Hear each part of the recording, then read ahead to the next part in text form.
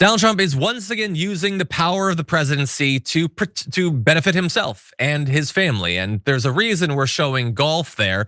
Yeah, he's got himself a brand new fancy plot of land for a golf course in Vietnam. And all he had to do was use and abuse our country's trade policy to get it. Not to benefit, United States businesses or you or your family. No, this is just to benefit himself. And we're gonna give you all of the details. So normally, if you wanted to build a golf course or resort in Vietnam, you'd have to buy the land. And that can be expensive. You'd have to go through all the permitting, all the paperwork or whatever. Well, what if you didn't want to do any of that? Because you just want to rush this thing and get it as cheap as possible? Well, what if you use the threat of raising tariffs against Vietnam to get them to just give it to you? Sounds crazy, sounds like a ridiculous plot for a movie, and I might have to write it, but it's also in this case true. And so villages are being bulldozed to make way for Donald Trump's golf resort. They've apparently been offered compensation though for the fact that their homes, their farms, and their villages are being ground down into the dirt so that Donald Trump can play golf there. They're being offered rice and sometimes a little bit of money, okay? So you got your rice, and you might get $12 per meter squared of territory that they steal from you.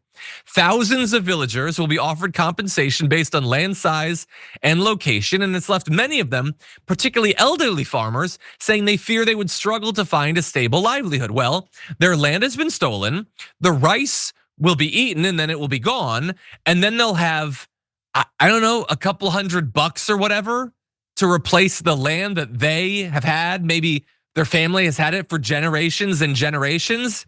Whatever, Donald Trump's got to have his golf course, I suppose. And you might think maybe I'm exaggerating by linking this to the trade policy thing. No, not at all.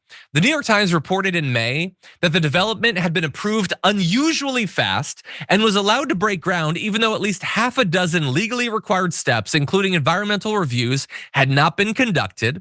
Vietnam, you should know, is heavily dependent on exports, and they were facing a threat of a 46% tariff in April, which has since been reduced to 20% for many goods. And that's why not? Why shouldn't it be cut? They played ball, golf ball specifically. And so they give Donald Trump what he wants. They get rid of the paperwork requirements. They let him break the law a little bit. They throw people off their land. He gets his stupid golf course and they don't have massively escalated tariffs.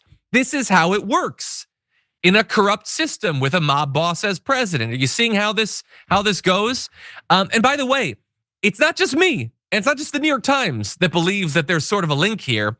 Vietnam's prime minister said the project played an important role in deepening the country's relationship with the US. And don't worry about the villagers, they'll be reimbursed. We gotta have that golf course and the luxury resorts.